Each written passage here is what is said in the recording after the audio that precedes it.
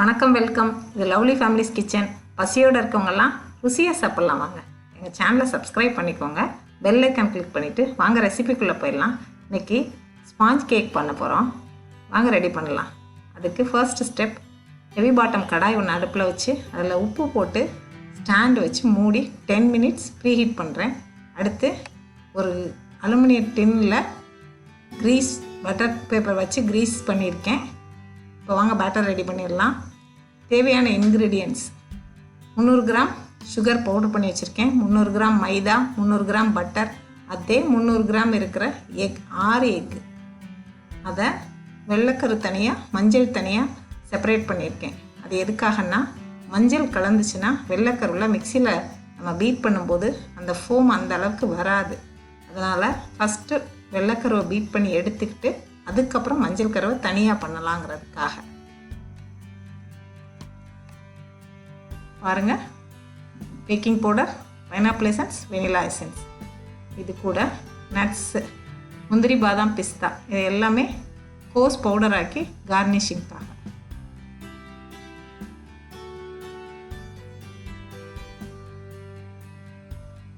இப்போ இந்த பட்டர் அப்படியே எடுத்திருக்கேன். இதை என்ன பண்ண போகிறோன்னா, விஸ்க் வச்சு நல்லா ஸ்மூத்தாக அதை அப்படியே பீட் பண்ண போகிறேன். இந்த கன்சிஸ்டன்சி ஸ்மூத்தாக ஷைனிங்காக அப்படி இருக்கிற மாதிரி நம்ம பீட் பண்ண போகிறேன்.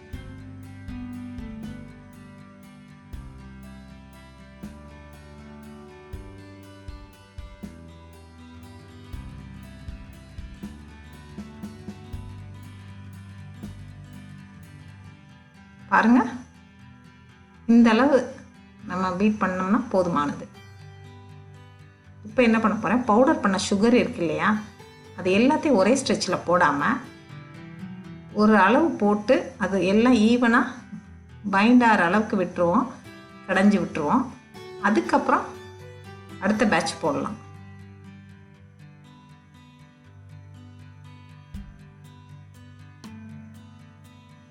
நெக்ஸ்ட் பேட்ச் இதே போல் எல்லா சுகரையும் லிட்டில் பை லிட்டில் போட்டு நல்லா மிக்ஸ் பண்ணிவிட்டு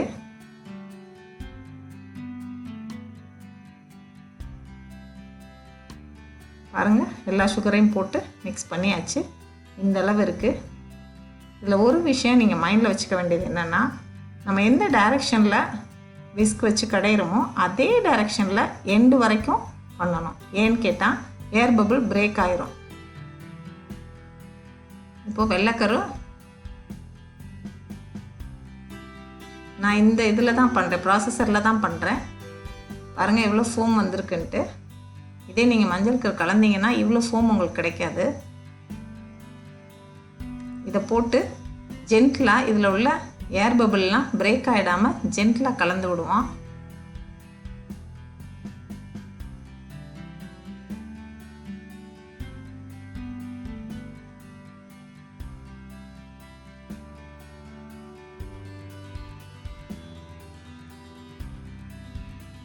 டைரக்ஷன் மாற்றிடாதீங்க, அதை மைண்டில் வச்சுக்கோங்க.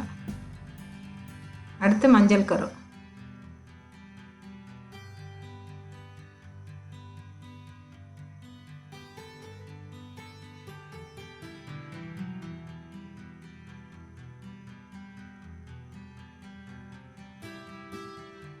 ஒயிட் அளவுக்கு எல்லோவில் ஃபோம் கிடைக்காது.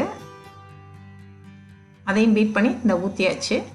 இப்போ எல்லாத்தையும் மிக்ஸ் பண்ண வேண்டியதான், ஜென்டிலாக மிக்ஸ் பண்ண வேண்டியதான். எக்கு ஊற்றின உடனே நீங்கள் எசன்ஸ் சேர்த்துட்டிங்கன்னா அதோட எக்கோட ஸ்மெல் வந்து ரொம்ப ஃப்ளேவரபுளாக இருக்காது நம்ம சாப்பிடும்போது. வெனிலா எசன்ஸ் போட்டிருக்கேன். அடுத்து பைனாப்பிள்.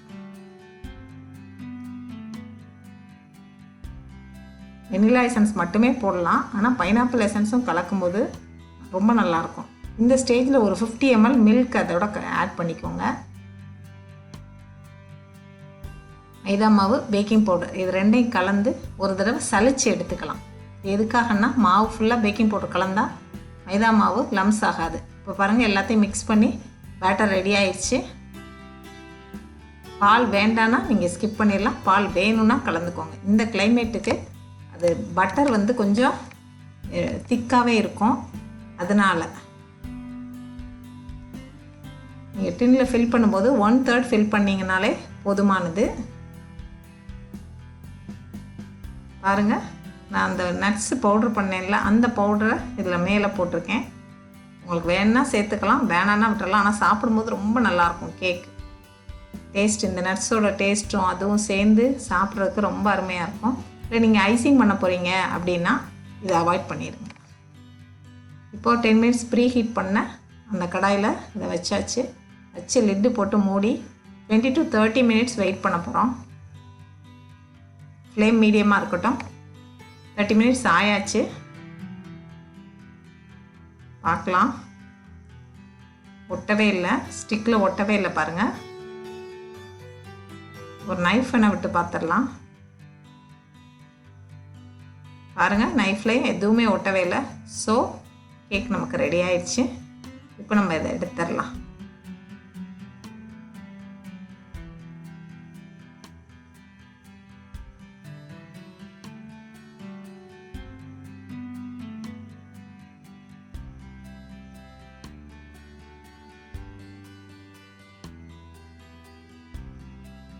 கொஞ்சம் ஆறுனப்பிறகு எடுத்தால் நல்லாயிருக்கும். நான் கொஞ்சம் சூடாகவே எடுக்கிறேன்.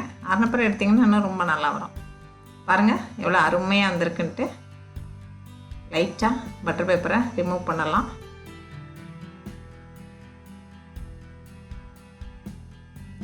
பாருங்கள் சூப்பராக வந்திருக்கு பாருங்கள். நீங்கள் பேக்கிங் சோடாவும் இதோட கலந்தீங்கன்னா இன்னும் கொஞ்சம் ஸ்பாஞ்சியாக கிடைக்கும். இது நெக்ஸ்ட் பேட்ச்சு, 2வது பேட்ச் எடுத்து ஊற்றுனது.